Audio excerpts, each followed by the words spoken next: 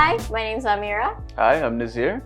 And today we're here with Tristan Roy, who recently stepped into the role of being President of Integrated Solutions and Delivery.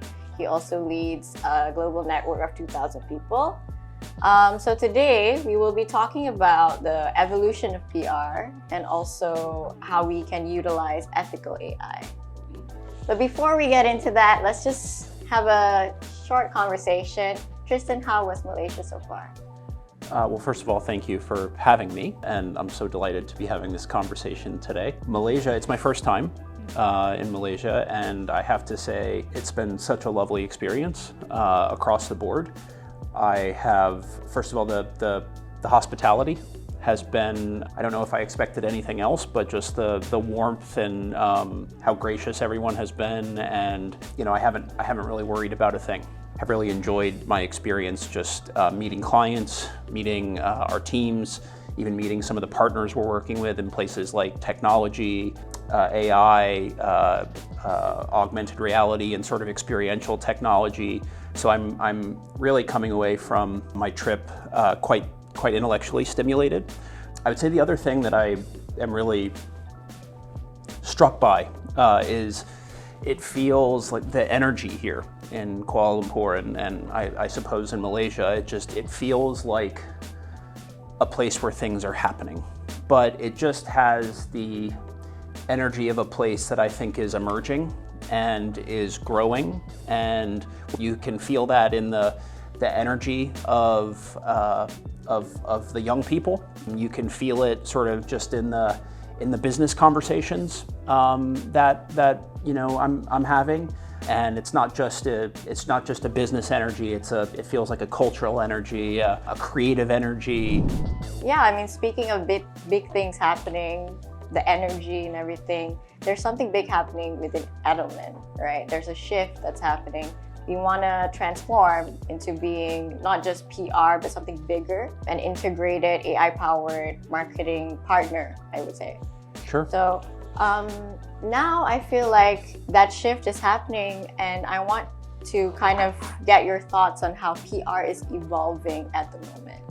Yeah, I mean, it's a great question. I always like to start these types of questions by actually talking about what hasn't changed, which I think are sort of there's this idea of sort of first principles. So, what are the kind of first principles that have always been core to our practice and the craft of PR, and fundamentally that's helping clients tell great stories that connect with the audiences that they're trying to reach and have an impact with those audiences. That's been at the core of sort of what we do for more than 70 years. It was what Dan Edelman did so brilliantly when he started the company. So, that I would say hasn't changed. Now, what has changed is the medium and the technology that in which those stories are being told, and the voices that are telling them. Now, the media, the traditional media landscape, quote unquote traditional media landscape of newspapers and major television news programs, have evolved in many cases in a lot of markets globally.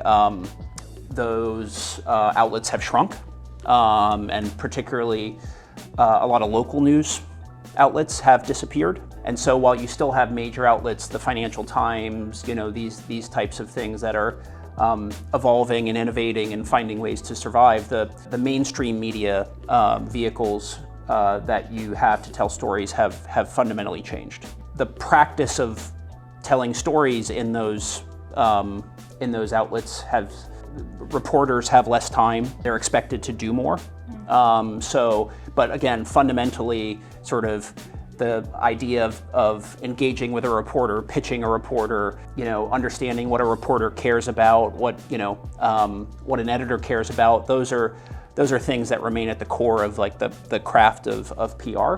But obviously, with social media, with influencers, with this emergence of more as I call it, people as media.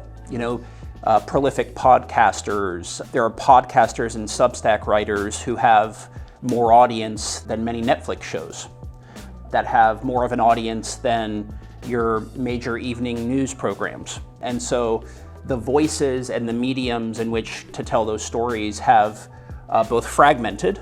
In some ways, they've shrunk in terms of the traditional environment, but in other ways, they have expanded drastically. And each one of these, there's a term that the communications ecosystem these days is like shards of glass. And each one of those shards, you think about just glass that's broken, and each one of those shards is a different channel and a different voice, and each one of those channels and voices has a specific audience. And understanding and being able to sort of deconstruct and decipher what story you want to tell, which avenue, which voice, that's, for me, that's part of the fun. That's part of the puzzle of helping our clients tell stories these days. Final thing I'll say, and this is the part of the business that's near and dear to my heart, because I started my career in social media. Obviously, the communities and social networks are, I think, really leading and lagging indicators of culture. And we have this great saying that social isn't a channel, it's a behavior. I think one of the things that has changed about PR is if you want to have an impact in culture, it's not just about sort of talking in culture, but really walking in culture. The brands that are successful at doing that are really the ones that have sort of understood that it's really these behaviors and these social communities and social networks where culture is being remixed and created and reimagined. And so again, that's a part of the way that our business has evolved that can be quite intimidating, similar to those shards of glass that I mentioned. But I think if you look at it the right way, it's also just immensely exciting. It's sort of another puzzle to sort of continually try to put the pieces together. So when you're talking about social media, and I can see why that shift is happening, because social media, you see it as real people telling real stories, right? And then we're also doing this whole thing where we want earned ideas to be at the forefront. Yeah. And earning that trust and earning that, I guess, interest in an authentic way and not just bandwagoning off of any other trend. Yep. So in that sense, is there another way to make sure that we are in touch with the culture apart from actually being part of the culture itself? I think first I'll just talk a little bit about sort of this notion of earned and what kind of how we think of earned.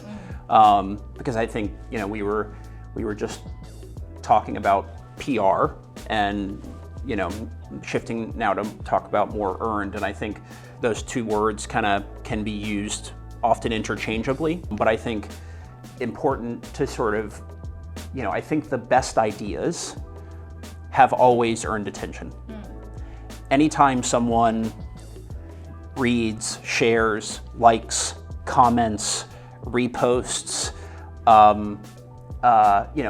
anytime someone does that with a story or with a piece of content, and you have not paid for it, that is earning attention.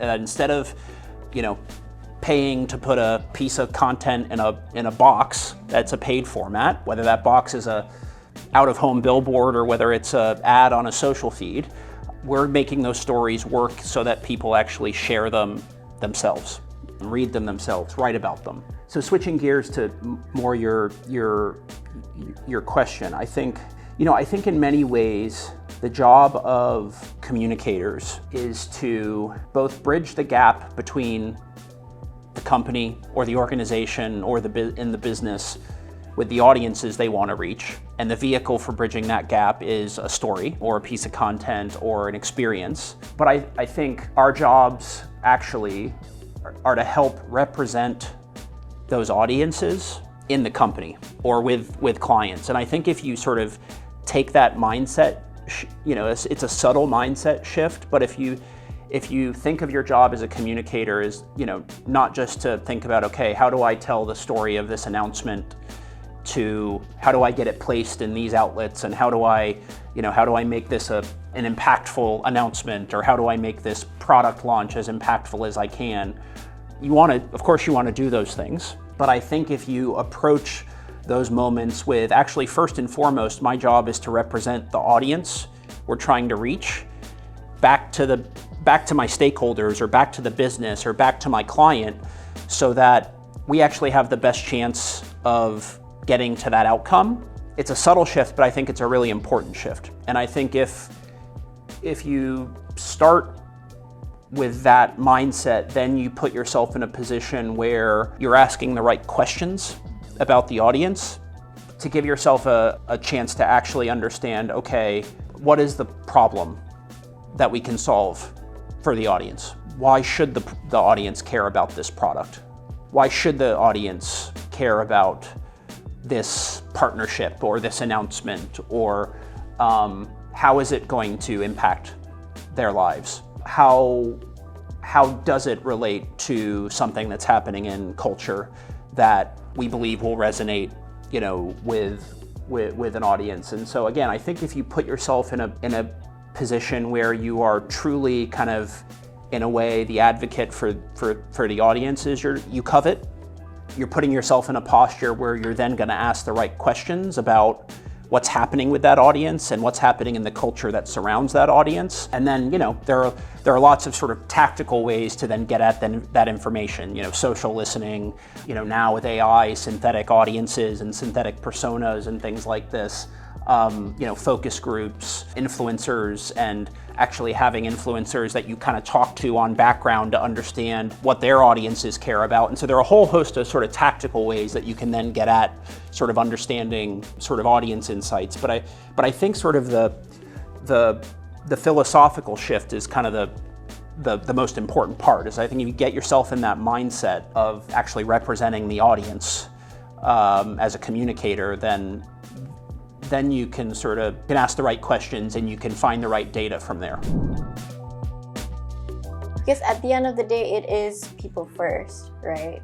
And if stories are not being told by people, they just seem disingenuous. Yeah. But at the same time, we have to also acknowledge AI is there's a revolution. Wait, what? AI. Yeah. There's an AI revolution. I haven't talked about this at all. Yeah. So we have to acknowledge the fact that despite wanting to have these human stories, there's just a lot of AI online now.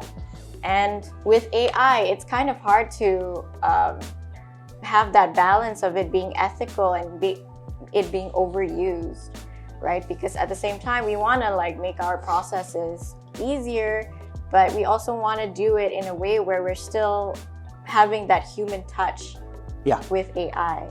Yeah. So in your opinion, how do you strike that balance? I mean, it's a big question.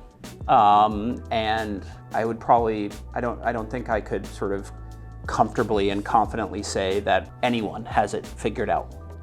And there are a lot of smart people that think very deeply about the topic of AI and ethics and AI and society and AI and the economy and even many of those people that think very deeply and very consistently, that get up every morning to think about this topic. Many of them themselves don't necessarily agree with each other on kind of where this is going. And I go back to sort of approaching all of this, I think, with a sense of responsibility, a sense of humility, and a sense of, I think, again, in a time of sort of great innovation and great disruption and great change, I do think, I sort of mentioned this concept already here in the conversation, but I think going back to sort of first principles, fundamentally when you strip everything else away, sort of what things should guide your decision making, what things should sort of guide how you implement technology. And look, I think one of our principles that I do not think will change, human in the loop. Right now, and I don't see this changing. I think the power of the human in terms of creativity in terms of relationship, in terms of audience. I think those things fundamentally still require human creativity, human insight, human empathy. I mean, even when you do something like a synthetic audience, I mean, it's a really powerful way to sort of accelerate and supercharge our ability to sort of get audience insights. But the reality is it's still a simulacra of an audience. It isn't an audience. And, so I think understanding how AI sort of accelerates and supercharges and textures and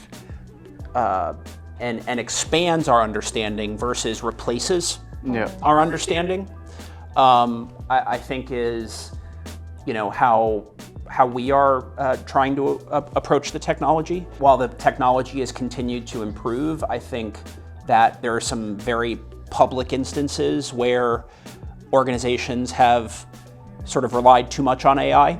I think I know which one you're referencing. and found themselves in unfortunate positions, and ultimately positions that are impactful from a commercial and financial and trust standpoint.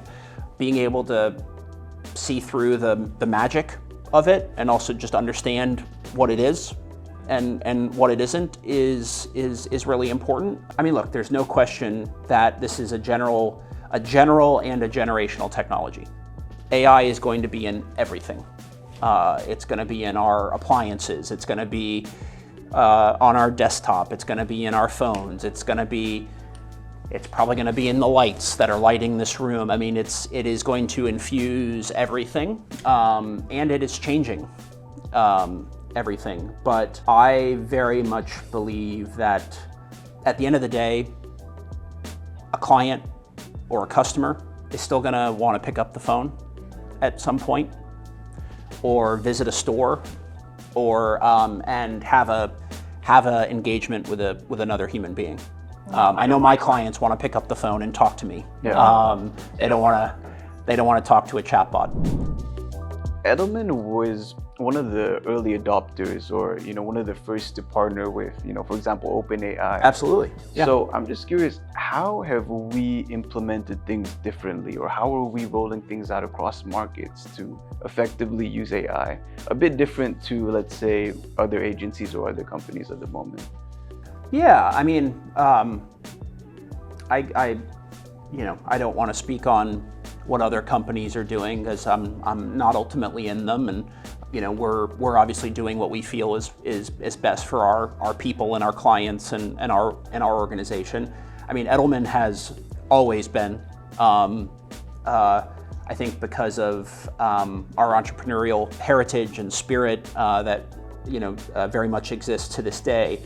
We have always been quick to responsibly adopt technology and to explore new communications mediums, whether that's the emergence of the internet and websites, whether it was the emergence of social media, or today whether it's AI. We've always had the great privilege and luxury of being in an organization that is all about being on the frontier and innovating. And so yes, we absolutely moved really quite fast. And I don't think is maybe not fully appreciated is we actually, for years before the release of ChatGPT to the public, which really was that consumer launch of ChatGPT that really generative AI really became a part of the public conversation and awareness and psyche. But machine learning, language models, these things had existed for years. I mean, decades. Even. I mean, AI is, it's there's a great phrase that it's almost like a 70-year overnight success story. We had actually been since 2018, 2019, we had actually been working with a language model since that time to build what is now our TrustStream and Archie AI product, which is a language model that's been trained on all of our decades-long study of trust. So I say that only to say that like we had actually been watching this technology and thinking about how it could help us better activate sort of our data asset and trust for years before ChatGPT became public. So we were already kind of the mindset that this was a really important fundamental technology that was going to be changing everything. I mean, look, we moved really fast to procure technology. We moved really fast to set up a cross-functional steering committee because ultimately with a general technology like this, you can't just have, you have to involve HR because it's gonna change the way that we think about talent, and it's going to change the skill sets that people need to kind of be able to develop. It's going to change the way that we recruit. We needed to involve legal and business affairs because it's going to change the way that we think about and are talking to the industry and our clients about copyright and intellectual property, and we needed to involve our IT teams, our client leaders, and so really bringing that team together and very quickly getting in place a set of kind of principles that are going to guide use was really important. So we did that, in a matter of weeks. Then procuring the technology was really important because we needed to be able to responsibly engage with it and figure out, start to understand how we could use it. And then we've really taken sort of a multifaceted approach to implementation and strategy. The first piece is just general education, literacy, engagement, with the technology, with our people. Again, part of that is you start by putting it in everybody's hands. You start by giving them the training so that they understand how to engage with the technology responsibly. Then provide inspiration, training. You try to create space in the business and forums and communities in the business where people are actually gathering to talk about how they're using it, what they're finding, the use cases. I mean, some of the coolest experiences I've had over the last year or two have come someone I've never met before, but I hear that they've built a really interesting GPT or a really interesting co-pilot to help them with their work. So these, just creating the sort of conditions for engagement and innovation with the technology is number one. Number two, we've really focused on workflow transformation. And so understanding all of the different capabilities and ways that people work in the business. And if you think of, I think the easiest way to think of this is, if you are an earned media specialist or if you're a community manager, your job you can kind of break down into tasks. I research a media list, I build a media list, I then filter that media list, I write briefings, I do research on the reporter or the topics, I do a media training. You can break the sort of workflow down into all these tasks. And if you think about it, each task is almost like a stop on a subway map. And then what we do is actually at every point in that subway map, we isolate the task and we say, okay, how can this task be powered by AI? How can this, and it's not always, okay, this is fully automated. Sometimes it's actually just, okay, AI can empower and supercharge this task. There are some stops on the map that are just still fully human. And then there are some stops that you're like, okay, we can automate 90% of this so that really the human is then at the 10% where they're reviewing the content, they're supplementing the research, they're using their experience and their insight and their creativity to sort of to package it up, but really workflow transformation, doing that across the business in all the different ways that we work. The next is we've really looked at our client teams. And so if you're on one hand looking at the way that subject matter experts or craftspeople work, now we've been looking at the way our client teams work together. And so, a big client team full of different expertise, different specialties, how do those teams get the work done? The final thing I'd say is then we're thinking about, because a lot of what I've just said is sort of looking at the business we have, the business as it is today. The last piece is really thinking about the business that we should or could be tomorrow. And that's thinking about new offerings, new products, new services, new things that are available to us now because of AI. As I mentioned earlier, we've continued to build and develop Archie AI, which is our model built on all of our trust data, and we're increasingly rolling that out to teams across the globe, and that's really helping to make trust actionable on a day-to-day basis. So not just the trust barometer, which really paints the picture of trust in the world, but giving our teams the ability and our clients the ability to say, okay, but on a day-to-day basis, let's then understand how a piece of content is driving trust, or a story that might run that impacts our trust and what we should do because of it. And so that's also a sort of immensely exciting development that we're right now really just trying to put it at the fingertips of our teams. But these are just examples of how you start to think about completely different sort of mediums and products and offerings and solutions that we can bring to clients. Okay, so speaking of having that kind of model where everyone is involved, and some are automated, some tasks are automated, but some remain human. Yeah. There's also a thing where it's using data and intelligence to kind of accompany or complement production. Sure. So from there, how do you see it affecting creative work? I think the best strategy and the best creativity has always been the marriage of insight and instinct. There are many examples, both in history and in work and in campaigns that I've been a part of and work that we've done for clients, where if you just looked at the data would lead you to a place that is fairly predictable, fairly narrow, frankly, in some cases, probably wouldn't be successful. It's important to understand the data. It's important to understand the research. It's important to understand how data and insight, should and can unlock creativity or strategic insight.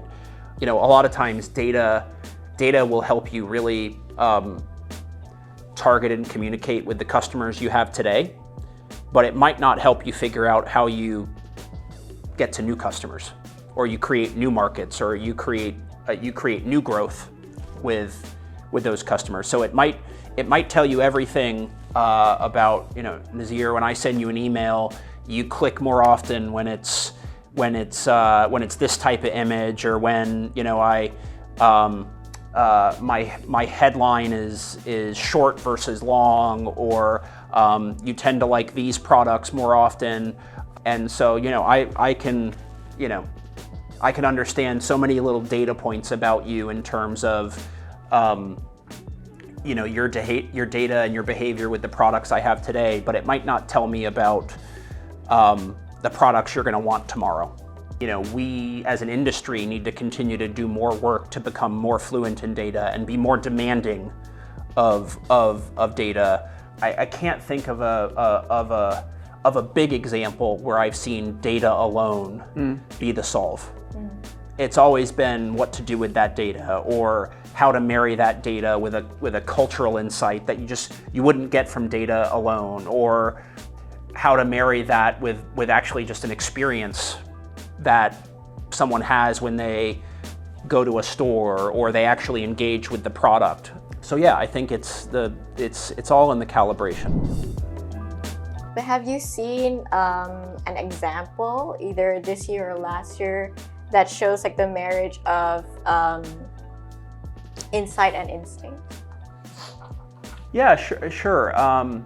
One of the examples I love is we had a launch with Dove and Crumble. I don't know if you know Crumble cookies. Crumble cookies. Yeah. Okay. So I wasn't sure how far Crumble had traveled, but so yeah, there was a sort of product collab between Dove and Crumble. Premise of Crumble is kind of based on the notion of like these drops these releases, these cookie releases.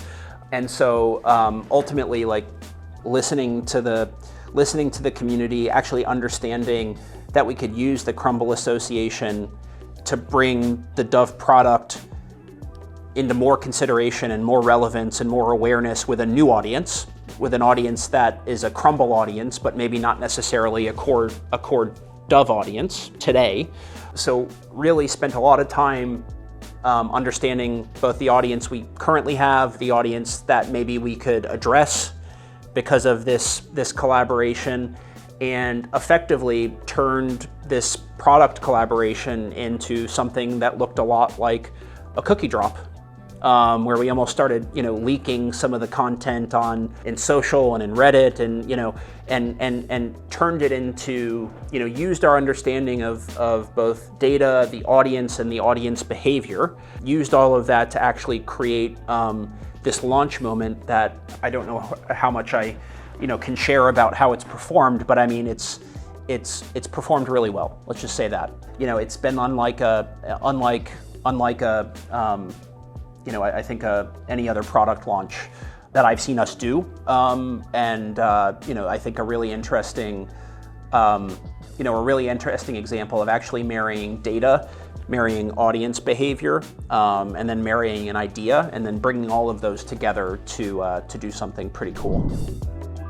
We have just one final question for you. Okay, all right.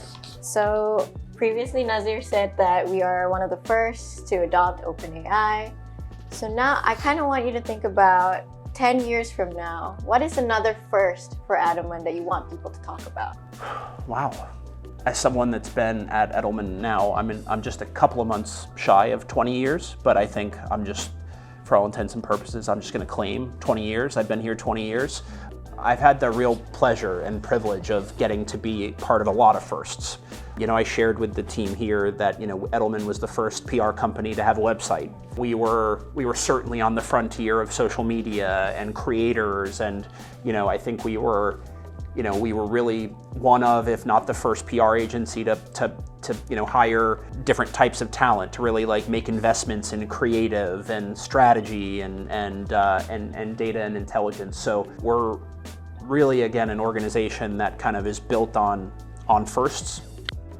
And certainly the work that we started years ago on Archie and TrustStream, and using AI to think about the work, and then our very aggressive move to sort of adopt AI to both for our people but also for our clients, is just a sort of continued proof point in our journey. I hope at our core we're still focused on helping our clients meet their challenges, solve for their opportunities, tell great stories, and create great experiences for the audiences that they're trying to engage with. If I think about sort of the big things that I hope we've accomplished, I really hope, I think we will have delivered on and accomplished really proving out the business impact of both earned and trust. So we know the impact of trust on reputation. We know, even at a board level, the importance of trust, but I think really starting to be able to connect trust to the bottom line is work that we're already doing. But I think in 10 years, if we're successful, we'll be doing it at scale, and the same with earned. I think historically, it's been harder to directly connect the practice of earned to a sale or a commercial result. And I think we don't have to accept that anymore. The technology, the data, the addressability, the ability to connect the ecosystem of storytelling to better understand commercial results is only improving, and we're really at the forefront of thinking about that. So I think in 10 years, I would really want us to say that a first is we've really led the industry in demonstrating the commercial impact of earned and trust. Think and hope that we are we're an agency that's known for being powered by both humans and AI. I led with humans there. But I do believe that we will be an AI AI at the core, AI native operation, and we will be known for being that. So those are a few things that I would kind of say, 10 years from now, I think I would love/believe that it will happen. And I think we will be certainly helping lead the charge for the industry on all fronts. Well, we seem to be on the right track. Yeah. Okay, well, Tristan, thank you so much for having this conversation with us. It's such a pleasure. And thank you for, as I opened with, thank you for just the gracious hospitality. And I've really just felt so welcomed. And I leave with my heart full and my stomach satisfied and my brain inspired. So I can't really ask for much more than that. Well, we were happy to have you here. Thank you.